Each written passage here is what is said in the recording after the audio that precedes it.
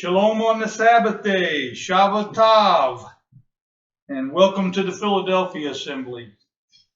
Today, according to Yahuwah's calendar as we discern it, again we discern the full moon as being the new moon. We're approaching Abib, the beginning of months.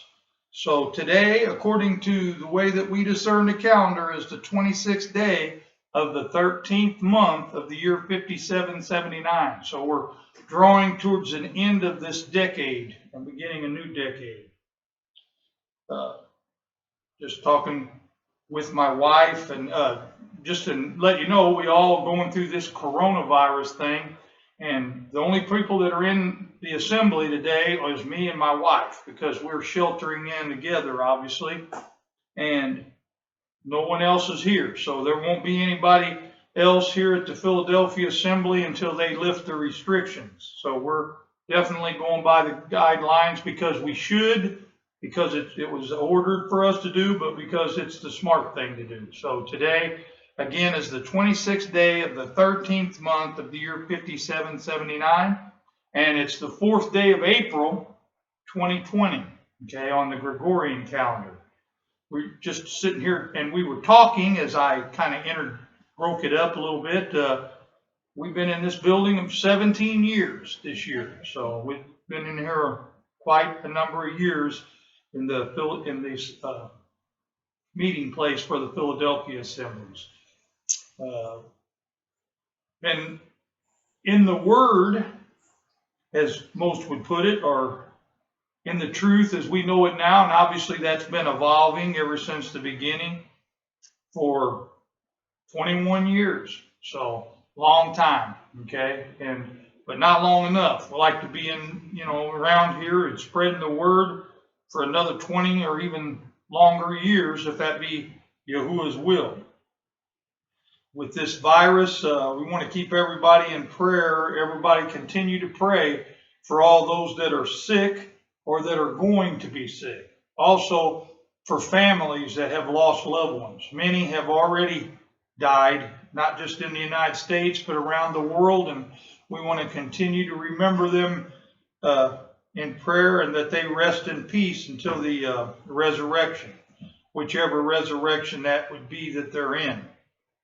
And we just continue to live day by day in God's grace, in Yahuwah's grace, Elohim's grace, until either the end of our days or until our Messiah returns. And I think that there's still lots of things had to be fulfilled. Everybody's screaming it's the end of days. Well, according to prophecy, there's still a lot of things have to be done, and you just have to realize and keep in your understanding that this is not the worst that it's ever been, nor the worst that it ever be. It's plenty bad, okay, around the world, and I agree it's getting worse, but I think we're still in those birthing pains. The beginning of sorrows, Matthew chapter 24 talks about, not in the tribulation. Now, I guarantee you it's been worse than this, and it'll be worse than this again. So until everything is fulfilled, we'll be here waiting on our Messiah. The most important thing is that we're keeping his commandments to the best of our understanding and ability. Okay? Not that any of us are going to keep them perfectly. Okay? Not that any of us has perfect understanding or completely. So, we can't be walking perfectly. We work walking perfectly at heart. In other words, doing all that we know to do and all that we understand at that time, but we definitely are none of us perfect in the Word. So we're going to continue. We're going to open in prayer. We're going to turn towards the east, towards where the temple was and where it will be, again, according to prophecy. And we're going to open in prayer. But remember, I'm not always going to mention everybody, but, just remember that all you out there that I know, I'm praying for you every day. I'm praying for the believers. I'm praying for those that are being called, that are not yet called. And just praying for Yahuwah's grace to be upon those that he is calling, and help us to have the right understanding, and help us to surrender fully to his word. Not that we fully understand, but realize that he's right and everything else is wrong. Let's continue in that. Let's turn to the east. Almighty Father Yahuwah, we praise you in all things. We thank you for the good times, and we praise you in the bad. Father, we ask that you would protect all your flock of believers, Father, that you wrap them up and protect them from not only this virus, but from the fiery darts of Satan. Father, just keep us and bless us and protect us. Father, we ask that those that have lost loved ones, that you comfort them and give them the peace that passes understanding. Father, we ask that you would walk with those that are in fear, Father, and give them strength and courage to face every day. And Father, also, like I said, just protect them and heal those that are sick. We ask that you would open our eyes and our minds and help us to understand your word as we do this expository teaching. Let it be your words, Father, and not mine. Have that Ruach HaKodesh that is within us, Father, to speak and give us understanding. We ask all these things in your precious Son, Yahushua's name. Amen. Okay.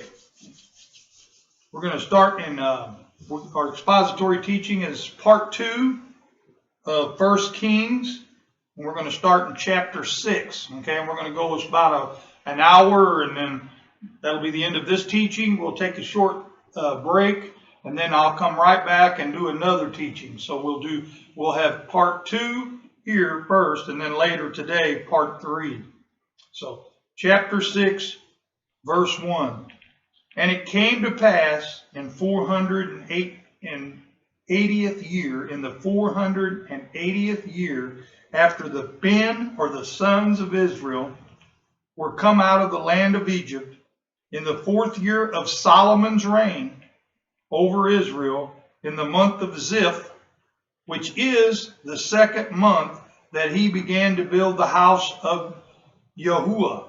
Okay, the family of Yahuwah. That's what the house means here. Okay, so in the 2nd month, which is the month of Ziph, that he began to build, and that he here is little h-e in the King James.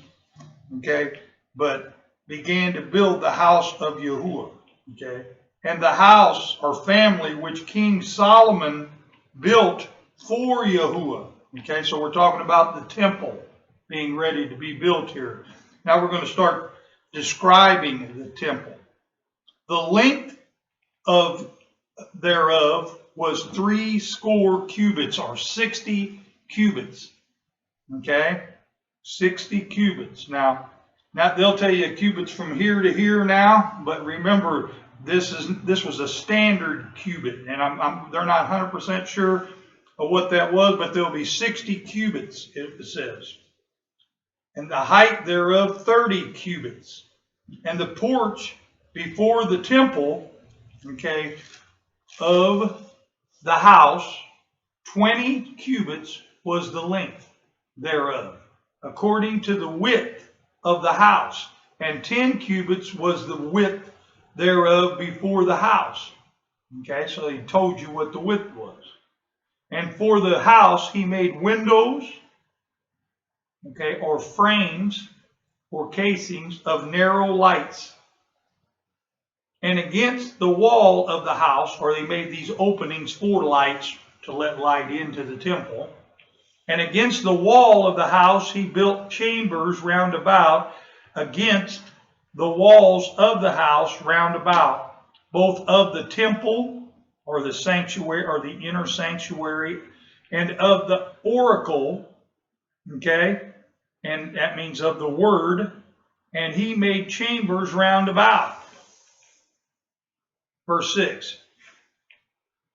And the lowest chamber was 5 cubits wide, or broad, it says in the King James, and the middle was 6 cubits wide, and the third was 7 cubits wide. For without, in the wall of the house, he made offsets round about, that the beams should not be fastened in the walls of the house. So it was a self-supporting structure. That's what that's talking about. It didn't have to be together. Its own weight held it together. Verse 7, and the house, when it was in building, was built of stone made ready before it was built. It was brought there, so that there was neither hammer nor axe nor any tool of iron held in the house while it was in building. So that means they didn't use axe.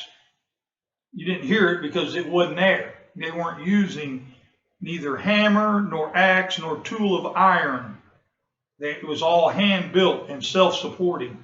Verse 8, the door for the middle chamber was in the right side of the house, and they went up with winding stairs into the middle chamber and out of the middle into the third. So he built the house and finished it and covered the house with beams and boards of cedar. So what wood was made in the temple was made from cedar. Verse 10, and then he built chambers against all the house, 5 cubits high, and they rested on the house with the timber of cedar. Okay, and the word of Yahuwah came to Solomon, saying, now the word of Yahuwah, again, is the Ruach HaKodesh, and that's what came to Solomon. So he was as the prophets and as Moshe and as his father David, or Dawid in Hebrew, that the word of Yahuwah was coming to Solomon. Okay, not just in a trance, but coming to him. Okay, verse 12, concerning this house which you are in building, if you will walk in my statutes, and execute my judgments, and keep all my commandments to walk in them, then will I perform my word. In other words, I'll keep my promise with you, which I spake unto Dawid your father. And I will dwell among the Ben, or the sons of Israel, and will not forsake my people Israel. Okay? So the Ruach came to deliver a message from Yahuwah to Solomon. So Solomon here was like in Moses' stead, because he was receiving the word face to face, just as Moses did. Okay? Just as Dawid did. Just as at some point even Saul did. Okay? So at this point, we could see what's going on here, and this was the message. Verse 14. So Solomon built the house and finished it. He built the temple and he finished it. And he built the walls of the house within with boards of cedar, both the floor of the house and the walls of the ceiling. And he covered them on the inside with wood, and covered the floor of the house with planks of fir. Okay, so the floor of the house was built with fir tree planking. Verse 16, and he built 20 cubits on the sides of the house, both the floor and the walls with boards of cedar. He even built them for it within, on the inside, even for the oracle, or the words, even for the most holy place. In other words, talking about in the sanctuary, inner sanctuary. And this is where the Ark of the Covenant would be. Okay? And that's what he's telling you here. And what was in the Ark of the Covenant? The oracles of God. Okay? The Torah was on the outside of the Ark, and the 10 Commandments were on the inside. Okay? And that's what it's talking about, what he's talking about when he says the oracles. Okay?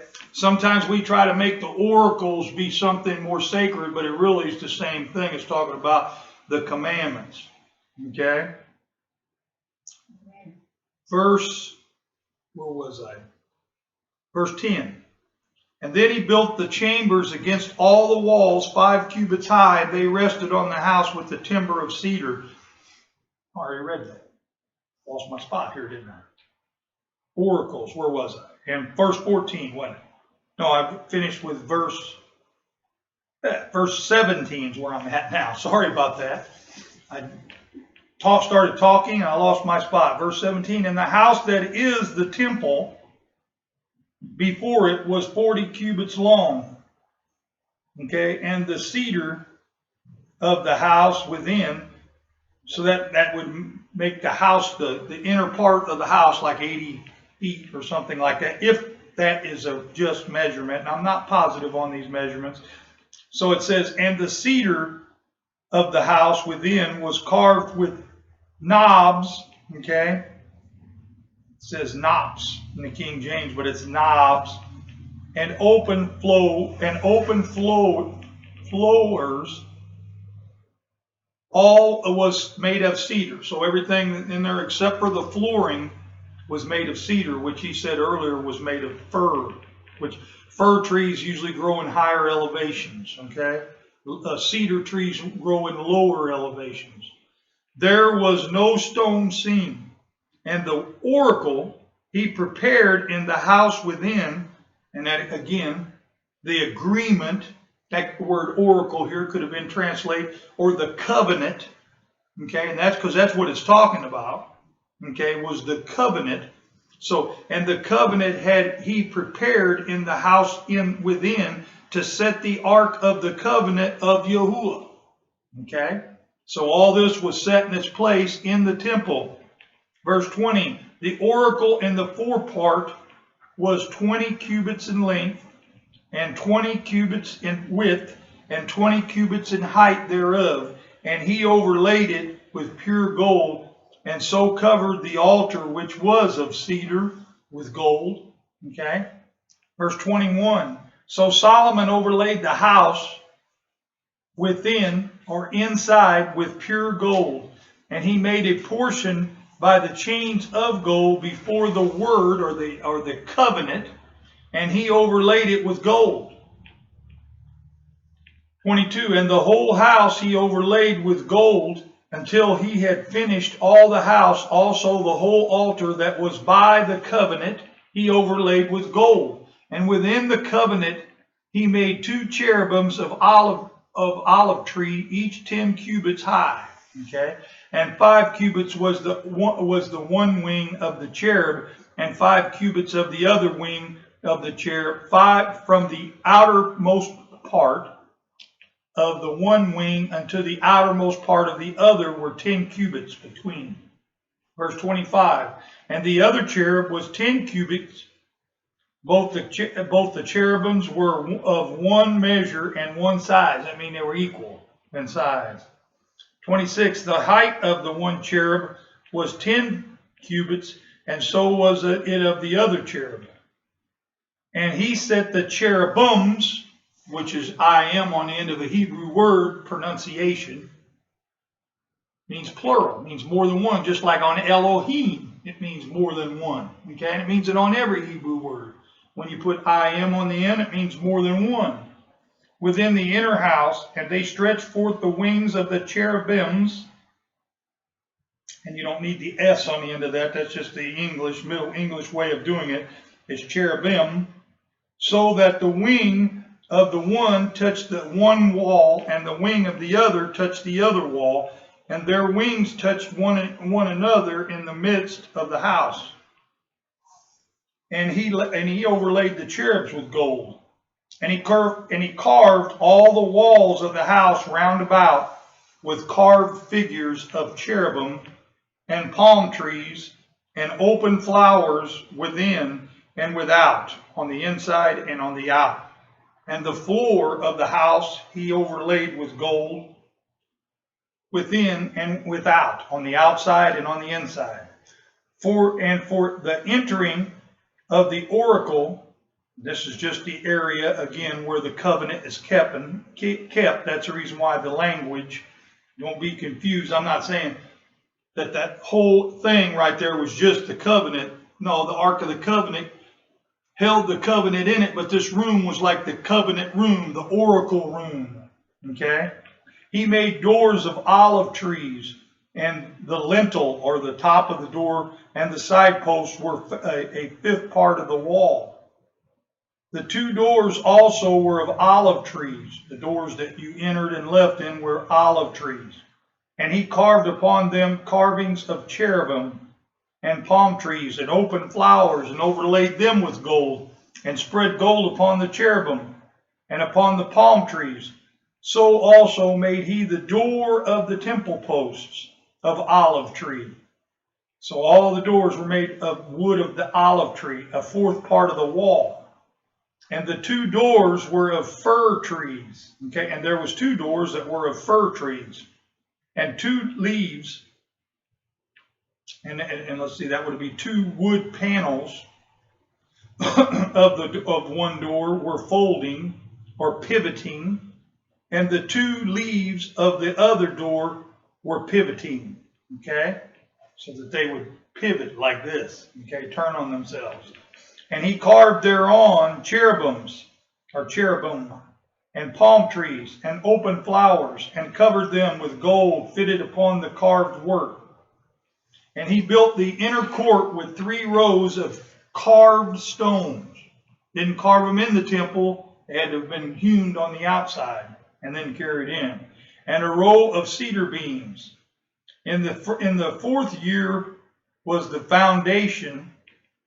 Okay, the 4th year of Solomon's reign was the foundation set of the house of Yahuwah, or the temple of Yahuwah, laid in the month of Ziph, which is again was the 2nd month of the year, after Abib.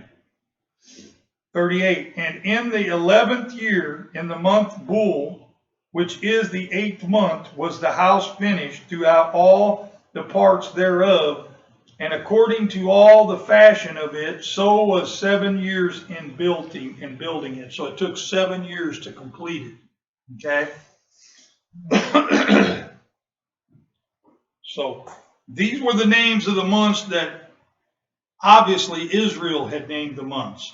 Because when you see what Yahuwah did, he just said the 1st month and the 2nd month and even in the 7th month, okay, which all of these Israel had named the months of the year. Okay, so you can see right here they're laying out which month is which, and this is the first time that it's addressed in Scripture, is right here in Solomon's day. Okay, in the 4th year was the, so we know that in the month of Ziph, and then we talked about the month of Bul, is the Bul, Bul is the 11th. And in the 11th year, in the month of Bul, which is the 8th month, so that's the month right after Tabernacles or Sukkot is in, okay, was the house finished throughout and the parts thereof, and according to all the fashion of it, so it took 7 years to build it. Just trying to get a little clarity on what's going on here. Chapter 7. But Solomon was building his own house 13 years, and he finished all his house. Okay, so the building he lived took 13 years to build, and only took 7 years to build the temple. Okay, in verse 2, he built also the house of the forest of Lebanon. The length thereof was 100 cubits, and the width thereof was 50 cubits, and the height thereof 30 cubits, upon 4 rows of cedar pillars, with cedar beams upon the pillars. And it was covered with cedar above upon the beams that lay on 45 pillars, 15 in the row.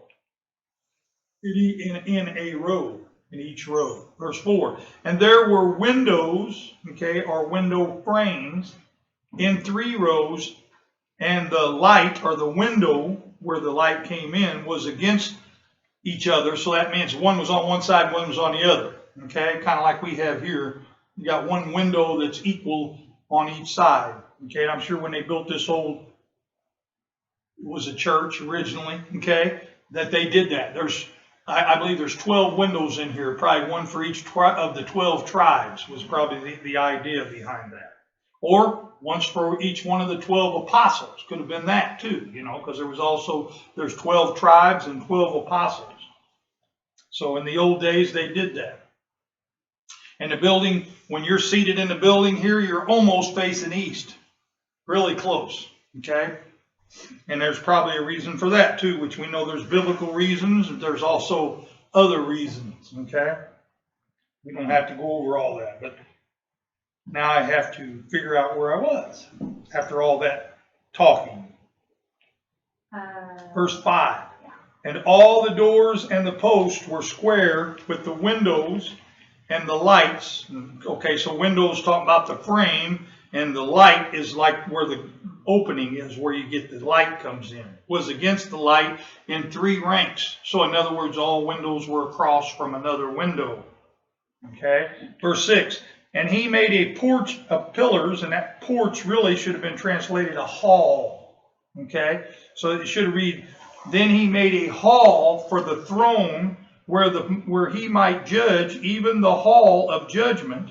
What verse is it on? 6? 7. Oh. And it was covered with cedar from one side of the floor to the other. So it's a hall like this. Okay, this would be considered a hall. Okay. That's what he's talking about there when it says porch in the King James. Verse 8, and his house where he dwelt, or where he lived, had another court inside the hall, which was of like work, so it was the same dimensions and everything. Solomon made also a house for Pharaoh's daughter, whom he had taken to wife, like unto this hall. So he made it similar, okay, to this, for Pharaoh's daughter, which he had taken for a wife. Verse 9, and all these were of costly stones, according to the measure of the cut stones, sawed with saws, within and without, on the inside and without, on the outside, even from the foundation unto the eaves. You know, like you have an eaves on a house, it says the coping in the King James. That's talking about the eaves or the overhangs on the outside. Okay. And so on the outside toward the great court. Okay, that would have been a courtyard where all the people would have been gathering. Okay. Verse 10, and the foundation was of costly stones, even great stones, stones of 10 cubits. That's pretty big stones. And stones of 8 cubits. And above were costly stones after the measure of cut stones and cedars. Verse 12.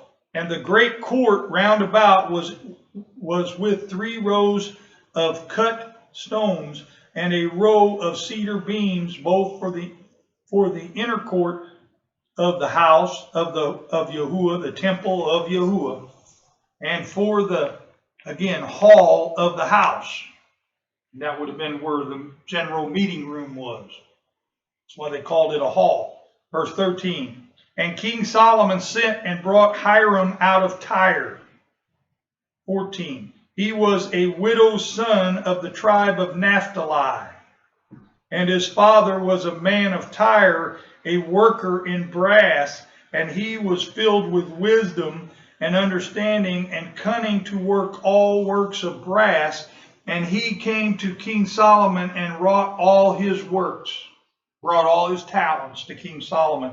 Notice there, he was the widow's son, and that woman was of the tribe of Naphtali, which is the tribe of Israel. Okay, so he was recognized that he was part of the tribe. He was also of the tribe of Israel, and his father was a man of Tyre. Now, the man of Tyre is not an Israelite. Okay.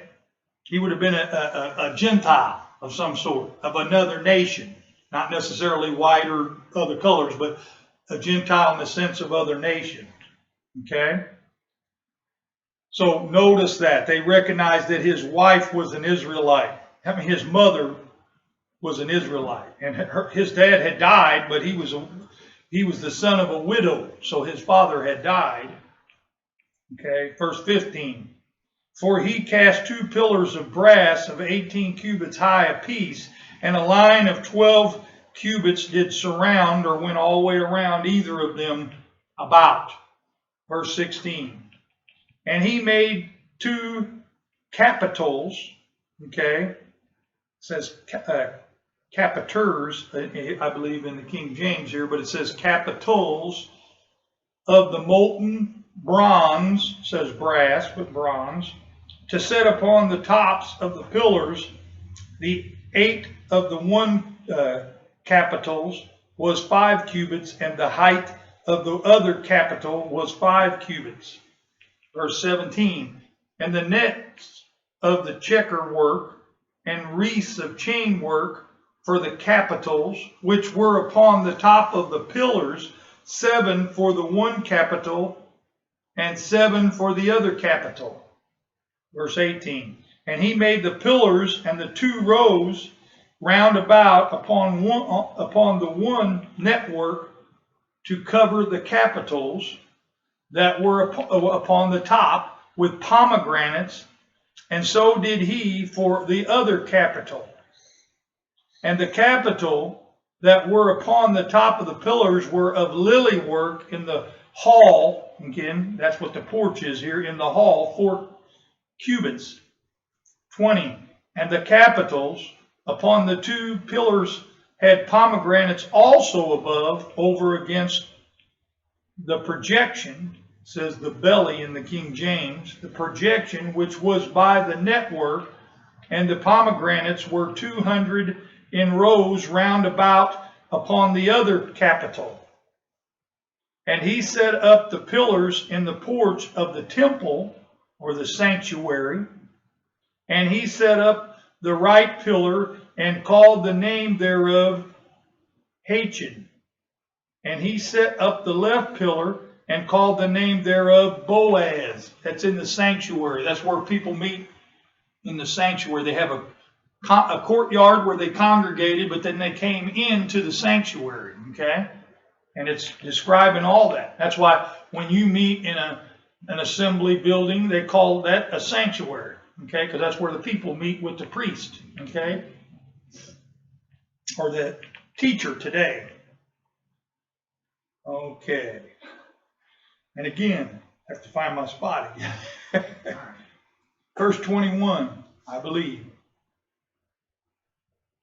Verse 22, 3, 22, I'm sorry.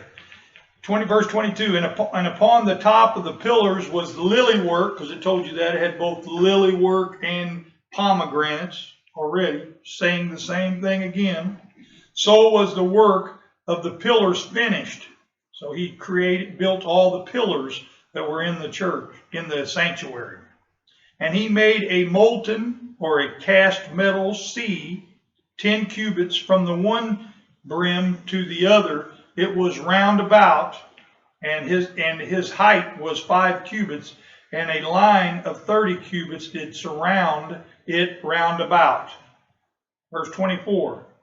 And under the brim of it round about there were knobs going all the way around it, 10 cubits, going all the way around the sea round about. The knobs were cast in 2 rows when it was cast. So they let you know there's 2 rows when they put them together. Verse 25. It stood upon 12 oxen, 3 looking toward the north, and 3 looking toward the west, and 3 looking toward the south, and 3 looking toward the east. And the sea was set above them, and all their hinder parts, or back parts, were inward. So they had the backside inward, their backsides. Verse 26, and it was an hand width thick, so like your hand, okay, thick. And the brim thereof was wrought like the brim of a cup, okay, with flowers of lilies. It contained 2,000 baths. And he made 10 basins, so 2,000 baths. I'm not positive for the reason for that, but we know what a bath means in English, and that's probably what that means there. In verse 27, and he made 10 bases of brass.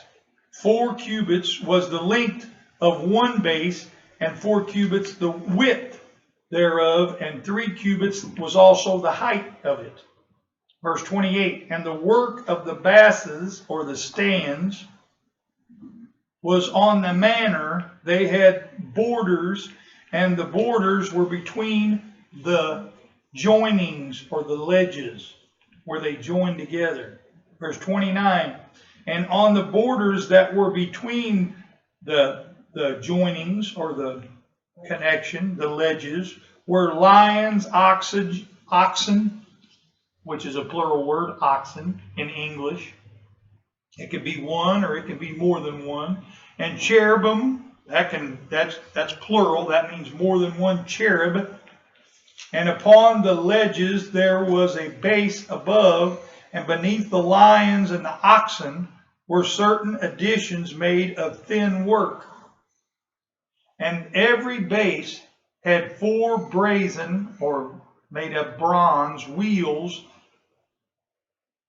and axles of brass, and the 4 corners, or the 4 feet thereof, had supports. Under the laver were supports molten at the side of every addition. 31. And the mouth of it within the capital, and above was a cubit, but the mouth thereof was round after the work of the base. So just like the work of that was also the work of the base, a cubit and a half. And also upon the mouth of it were gravings, or engravings, with their borders 4 square. That means they were equal all the way around, not round. So it was like a cube. 32. And the border, and under the borders were 4 wheels, and the axles, it says axle trees. They might have been made out of trees, but the axles of the wheels were joined to the base, and the height of the wheel was a cubit and a half, a cubit. So in other words, a cubit and a half. Verse 33. And the work of the wheels were like the work of chariot wheels, their axles and their hubs and their cast and their spokes were all, and their rims, I'll go up here and read that again. And their axles and their hubs and their rims and their spokes were all cast. Okay, so they were poured in some way and made a casting. There's 34, and there were 4 undersets, and we're going to see what encircling band, had to look and see what that word was. And there were 4 circling bands to the 4 corners of one base, and the circling bands were of the very base itself. And in the top of the base was there a round circle of a half a cubit high, and on the top of the base the ledges thereof and the borders thereof were the same. So they all had the same measurements. For on the plates of the ledgers, or the supports thereof, on the supports, on the surfaces thereof, he engraved cherubim, lions, and palm trees according to the size of every one, and additions round about. After this manner he made the 10 bases. All of them had the same casting, so they all poured from the same casting, one measure, or the same size, and every one of them was the same. Verse 38, then made the 10 lavers of brass. One layer contained 40 baths. Lavers, they had foot lavers, that's where you washed your feet. And these were baths, these were like mikvah, okay, places where you would ceremonial bathe inside the temple. That's where the idea later for baptism. Difference was they had to do it every time they came into the temple, and whereas after Messiah you were baptized one time for your sin, and you were able to approach the Father, you were approaching him in the Son's name, okay? So you could approach Yahuwah now after Messiah in Yahushua's name.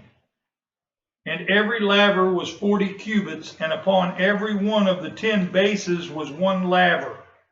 And he put 5 bases on the right side of the house, or the hall, and 5 on the left side of the house, or the hall. And he set the sea on the right side of the house eastwards, over against the south. And Hiram, which we already know who that is now, made the lavers and the shovels and the basins. So Hiram finished doing all the work that he made King Solomon for the house of Yahuwah. See, these were all for the house of Yahuwah, and these baths and these lavers. In Hebrew, the word for those ceremonial baths is mikvah, okay? The lavers, we know that's where they would wash their feet, okay? So we can see all the types there in this temple. It was obviously set from the temple that was in heaven, but also sets up for later on for baptism and foot washing that we see in the renewed covenant or the New Testament. 42. And 400 pomegranates. No, 41, I skipped. The 2 pillars and the 2 bowls of the capitals that were on the top of the 2 pillars, and the 2 networks to cover the 2 bowls of the capitals which were upon the top of the pillars. Now 42. And 400 pomegranates for the 2 networks, even the 2 rows of pomegranates for 1 network to cover the 2 bowls of the capitals that were on the top of the pillars. And the 10 bases and the 10 lavers on the bases, and 1 sea and 12 oxen under the sea, and the pots and the vessels and the basins, and all these vessels which Hiram made for King Solomon for the house of Yahuwah were of bright brass. In the plain of Jordan did the king cast them in the clay. So he made castings to pour them in. He made them out of clay ground between Succoth and Zareth and Zarthan. Verse 47. And Solomon left all the vessels unweighed, because they were exceeding many, neither was the weight of the brass found out. So nobody really knew what they weighed. They didn't bother weighing them for whatever reason. And Solomon made all the vessels that pertained into the house of Yahuwah, the altar of gold and the table of gold, whereupon the showbread was. So we know what the showbread was. That was what was saved from the manna that came down into heaven, and this was a type of show. That was what the showbread was for, and they made this fresh every time. Okay, verse 49. And the candlesticks was of pure gold, 5 on the right side and 5 on the left, before the inner sanctuary, the oracle. That's where the oracle was. That's inner sanctuary was on the inside, and that's where they kept the Ark of the Covenant, because the word oracle means word again. Okay, this is the house for the word, with the flowers and the lamps and the tongs of gold and the bowls and the snuffers and the basins and the spoons and all the fire pans of pure gold, and the hinges of gold, both for the doors of the inner house, the most holy or most set apart place, and that's called the Holy of Holies, or the most set apart place, and for the doors of the house, that is, of the temple. Verse 51. So was ended all the work that King Solomon made for the house of Yahuwah, and Solomon brought in the things which David his father had dedicated for the temple, even the silver and the gold and the vessels did he put among the treasures of the house of Yahuwah. Chapter 8. Then Solomon assembled the elders of Israel, and all the heads of the tribes, the heads of the fathers of the Ben, or the sons of Israel, unto King Solomon in Jerusalem, that they might bring up the ark of the covenant of Yahuwah out of the city of David, which is Zion. Okay. And all the men of Israel assembled themselves unto King Solomon at the feast in the month of Ethanim. Again, that's a plural word there, Ethanim, which is the 7th month. So This is the original name that Israel gave for the 7th month. Okay? Ethanim, which is the 7th month. Verse 3, and all the elders of Israel came, and the priest took up the ark, and they brought up the ark of Yahuwah, and the tabernacle of the congregation, and all the set apart vessels that were in the tabernacle, even those did the priests and the Levites bring up. And King Solomon and all the congregation of Israel that were assembled unto him were with him before the ark, sacrificing sheep and oxen that could not be told nor numbered for the multitude. There were so many. And the priest brought in the ark of the covenant of Yahuwah into the place, unto the oracle, okay, the place, and that room is, again, is set up to keep the word or the covenant of Yahuwah in. Okay, that in that oracle, that's where the oracle of the word of Yahuwah was kept, of the house, to the most set apart place, which is the Holy of Holies, even under the wings of the cherubim. Okay, that's where it was set up in the original temple. For the cherubim spread forth their 2 wings over the place of the ark. So in other words, the ark was under the 2 wings of the ark of the wings of the cherubim. And the cherubims covered the ark and the poles thereof above. And they drew out the poles that they carried the ark with, that the ends of the staves were seen out in the set apart place before the oracle, and they were not seen outside, and there they are unto this day. Not today, but unto the day that this book was written. 1 Kings. Okay? Verse 9. There was nothing in the ark except the 2 tables of stone which Moshe, or Moses, put there at Horeb, when Yahuwah made a covenant with the sons or ben of Israel when they came out of the land of Egypt. And it came to pass, when the priests were come out of the holy place, the set apart place, that the cloud filled the house of Yahuwah. Okay? The cloud, again, is that column of smoke that was by day that the children of Israel followed when they were in the wilderness. That is the Ruach HaKodesh that came down in that house. We know that Yahuwah has no need for a house built with hands. It can't hold him. It was this Ruach HaKodesh that they followed through the wilderness. That is what we're talking about right now. This is this cloud that filled the house or the temple of Yahuwah. Verse 11, so that the priest could not stand to minister before the cloud, for the glory of Yahuwah had filled the house of Yahuwah. The glory of Yahuwah is the Ruach HaKodesh, or the Spirit of Yahuwah. Okay, the Ruach of Yahuwah. That's what filled the house.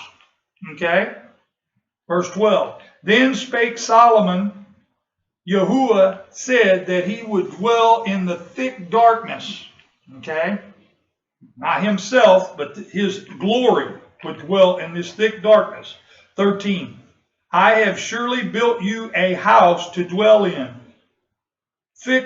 a fixed place. In other words, before that, they had the tabernacle of the congregation that they carried from one spot to another. But from this time on until the destruction of the temple, the first temple, this was the place where the ark or the oracles of Yahuwah would be kept. Okay? And this is the place where this column of smoke that would come down in there in the temple, or the Spirit of Yahuwah, the Ruach HaKodesh, would settle and stay and come down in this one place for them to meet with the elders of Israel. Okay? It says, settle, place for you to abide in forever. We know it didn't happen forever, but it did for a time.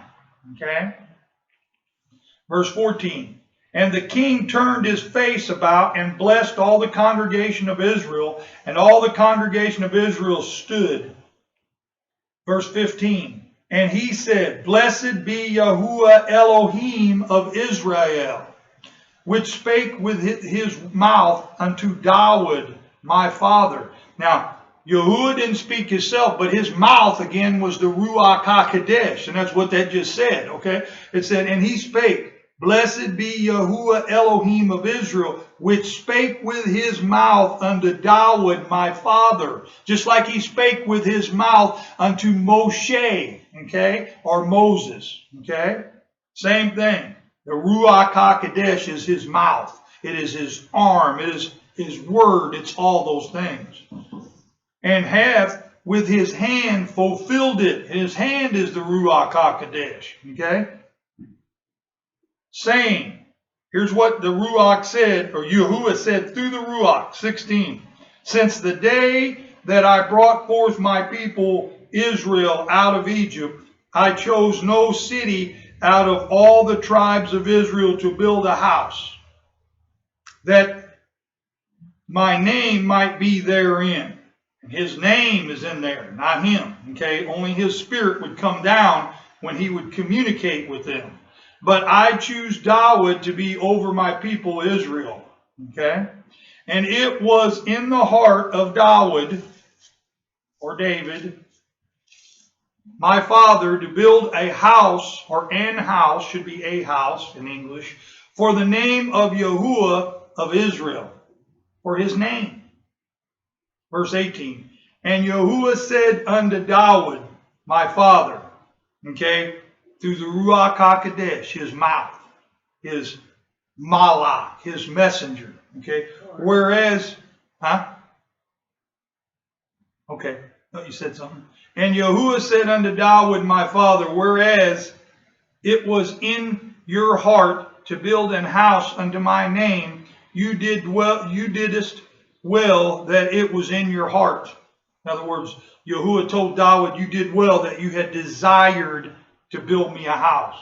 Verse 19, nevertheless, you shall not build the house, but your son that shall come forth out of your loins, he shall build the house unto my name.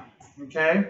Not that Yahuwah himself would dwell in there, but unto his name. Okay? Verse 20, and Yahuwah had performed his word, kept his word, that he spake, and I am risen up in the room, or in the place of David, my father, not in the room, but I've run, and I'm standing in his stead. I'm building this house unto Yahuwah in my father's stead, in modern terms, of David my father, and sit on the throne of Israel as Yahuwah promised, and hath built an house for the name of Yahuwah Elohim of Israel.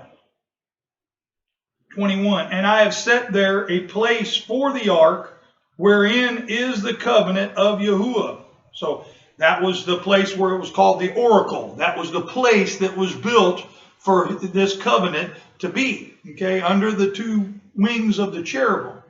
Okay, so this is really awesome to understand and read this. Okay, verse 22. You're in the middle of 21. Middle of 21. Wherein is the covenant of Yahuwah, which he made with our fathers, the covenant that he made with their fathers, when he brought them out of the land of Egypt. And Solomon stood before the altar of Yahuwah in the presence of all the congregation of Israel, spreading forth his hands toward the Shamayim, or heaven. Shamayim in Hebrew. Okay, verse 23.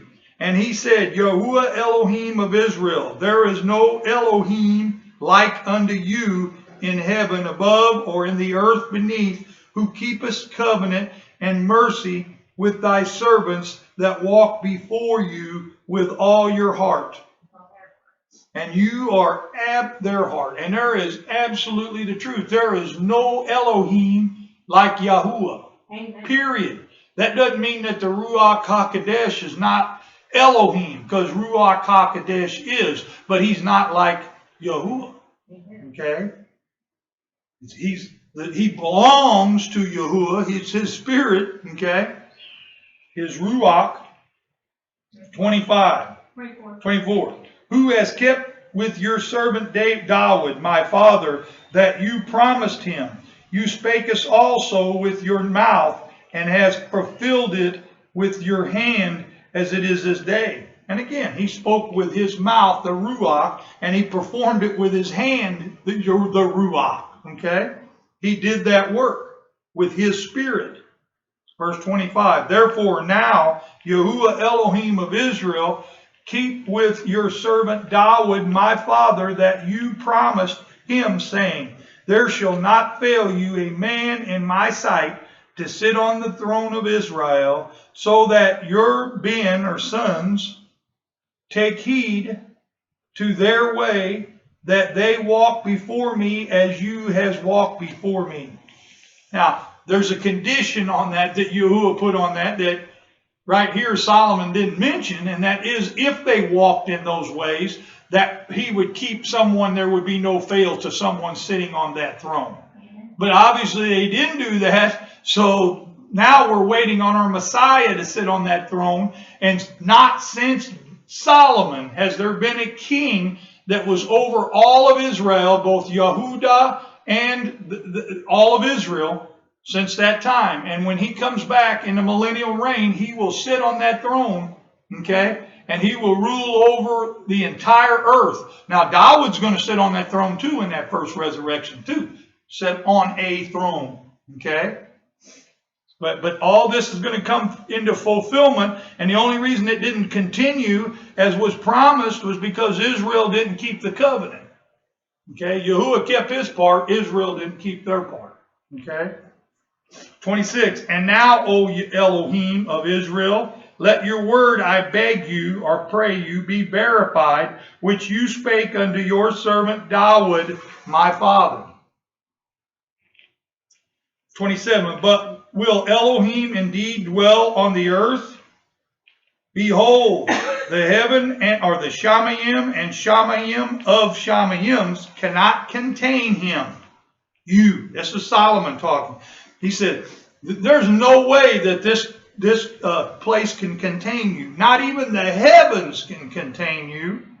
How much less this house is not able to contain Yahuwah that I have builded.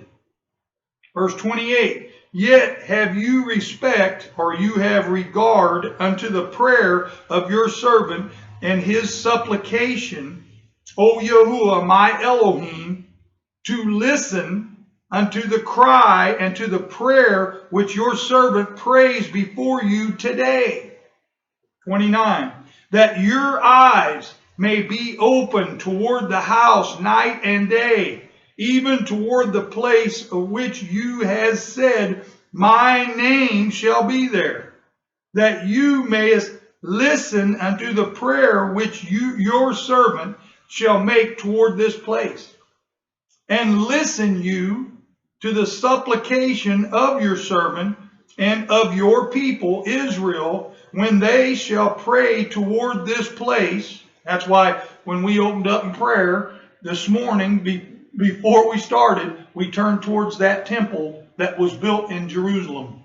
Okay? And hear you in the Shamayim, because he's not in there, but he'll hear it in the Shamayim, your dwelling place. And when you hearest, you'll forgive Israel. If any man trespass against his neighbor, and a pledge be laid upon him to cause him to swear the oath came before your altar in this house, in this temple. Verse 32, then hear you in the Shamayim in heaven, and do and judge your servants, condemning the wicked to bring his way upon his head. In other words, if he made a promise or a oath and didn't keep it, it's on him. The wicked to bring his way upon his head, and justify the righteous to give him according to his righteousness. In other words, just judgment.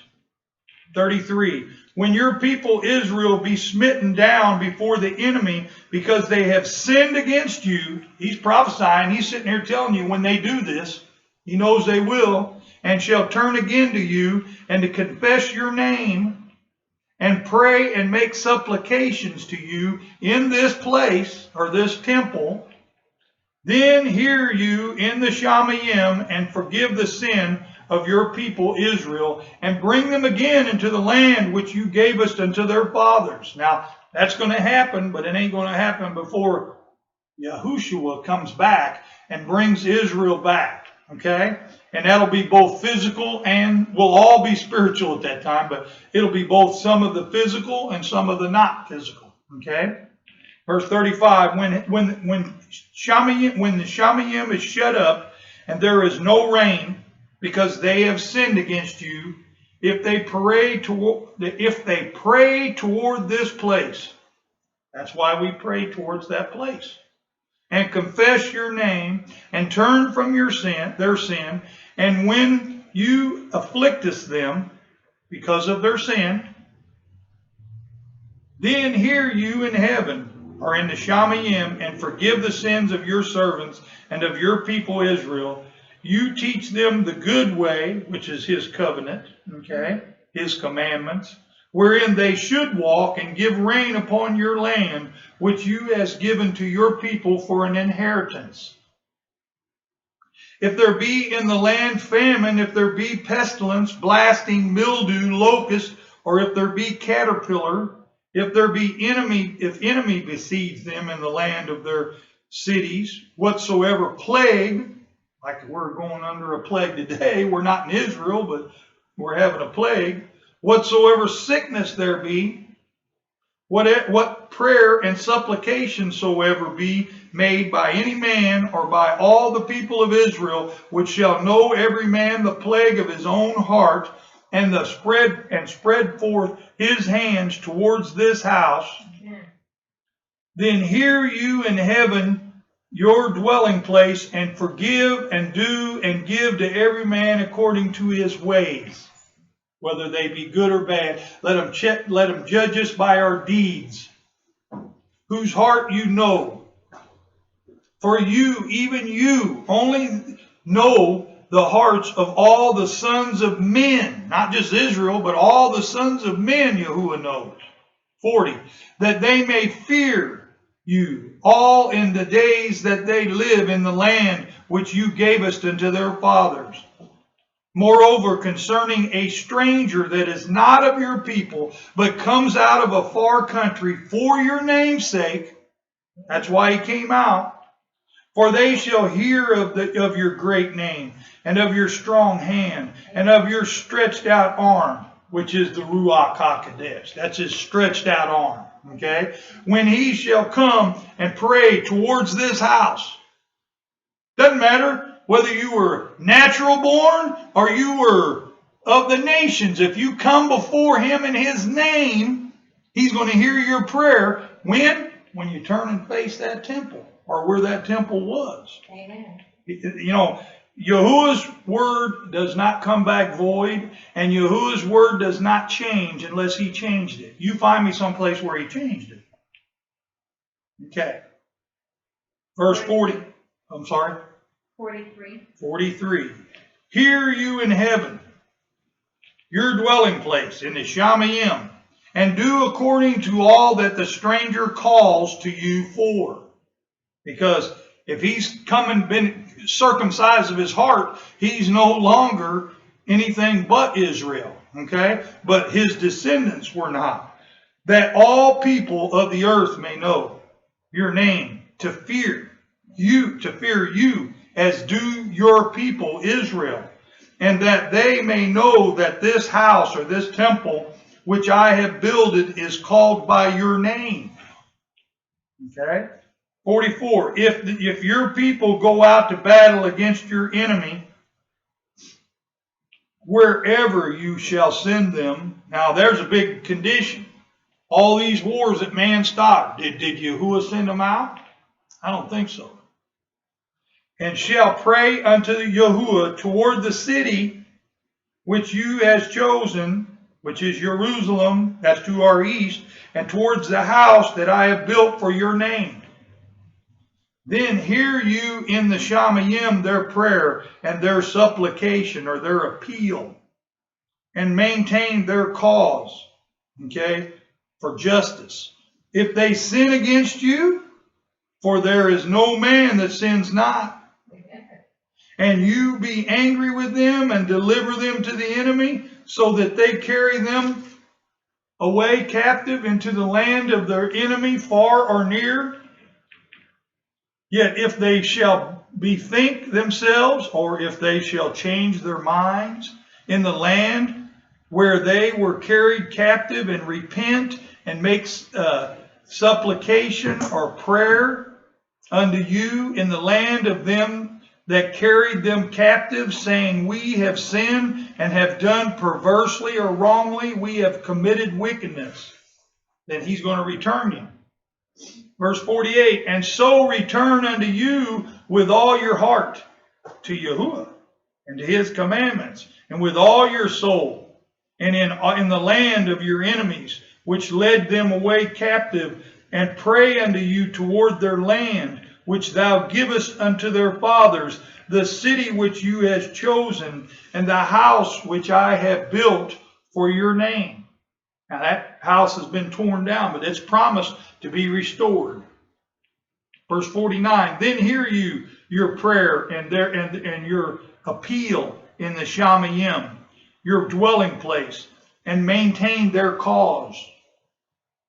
And forgive your people that have sinned against you, and all their transgressions wherein they have transgressed against you, and give them compassion before them who carried them captive, that they might have compassion on them.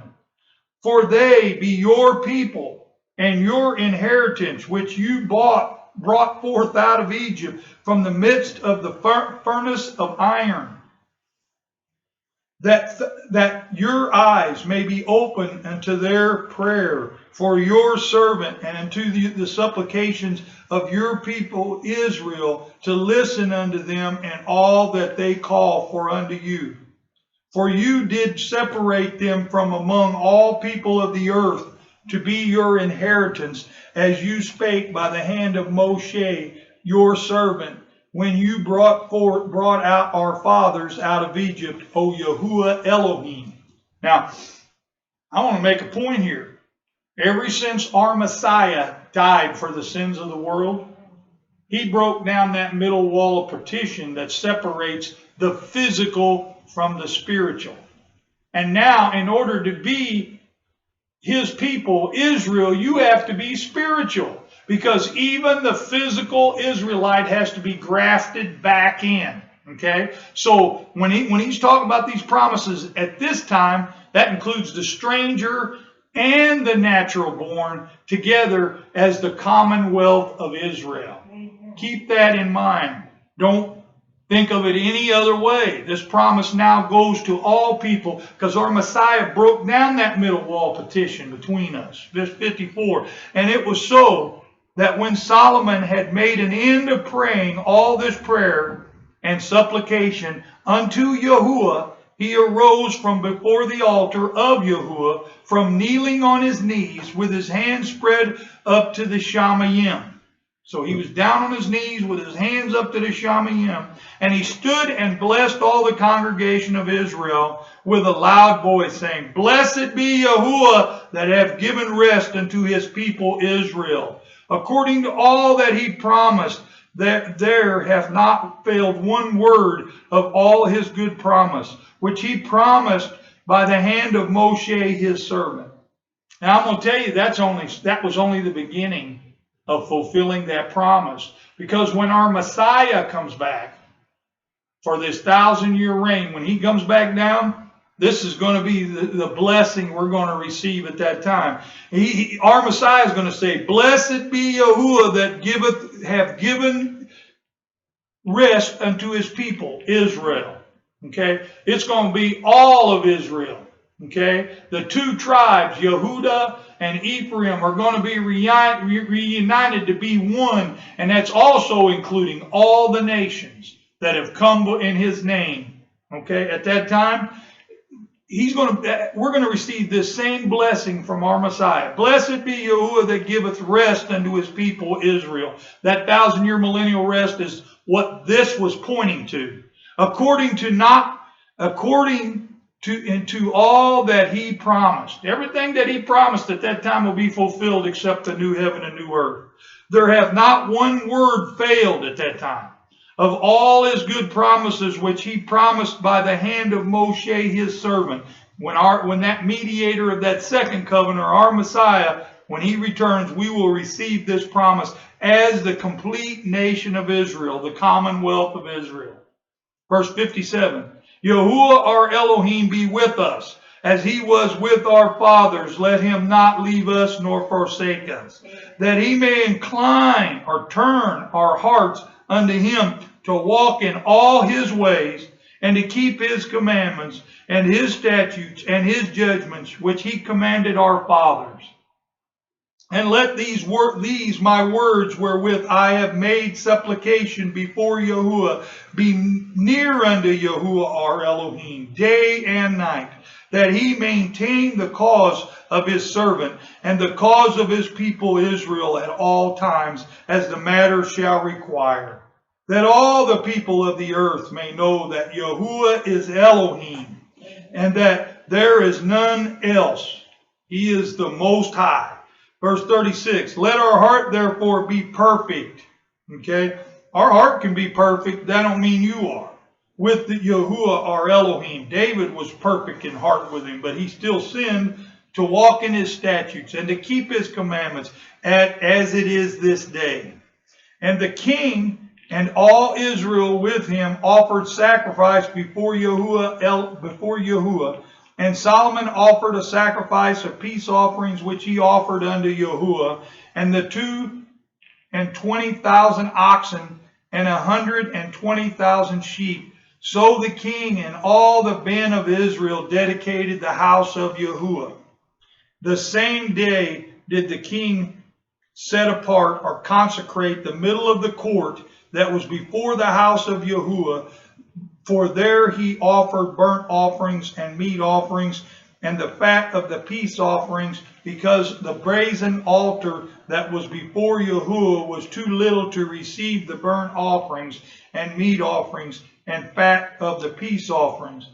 And at that time Solomon held a feast, and all of Israel with him, a great congregation, from the entering in of Hamath unto the river of Egypt, before Yahuwah our Elohim, 7 days and 7 days, with even 14 days. On the 8th day he sent the people away, and he blessed the king, and went into their tents joyfully and glad of heart, for all the goodness that Yahuwah had done for David his servant, and for Israel his people.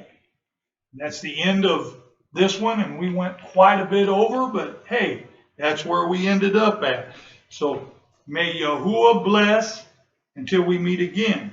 And if you have any comments, questions, concerns, contact us at Philadelphia Assemblies, plural, @gmail.com. And may Yahuwah bless.